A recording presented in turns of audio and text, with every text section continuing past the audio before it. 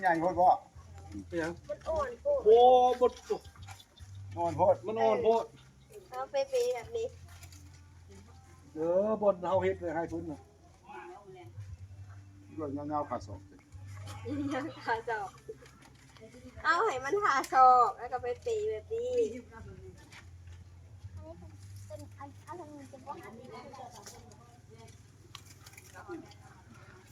ไม่ยังก็กระเจ้าสารติบเข่าอะนะ ไม่แท้ไม่ ไม่แท้ ค่อยสร้างถ้ามันมันแท้ไม่แท้นะ ไม้ของแท้ มันอยู่ตามผู้บ่ โบราณผู้ก็ได้ผู้ชายอย่างนู้น เป็นผู้เนาะ ไม่ป้องอย่างเงานั่นดิ พวกนี้ยังมันมองค่อยสร้างมันมองค่อยสร้างรับนั่นดินึงตรงข้างของรับจับช่องบ้านนี้ ป้าถูก คือหักย่องไปเลยลามไปปุ๊บจะไปทางไหน อัน ทางเงามัน ใหญ่ ไป ใหญ่ขึ้นมาหนาเลยไอ้ พวก ว่าอัน ข้าง ใหญ่ แขน ขึ้น ก็ มาห แข นาน เลย ไม่ค่อยสร้างมันคือกันก็มันไม่ฮักบ่มี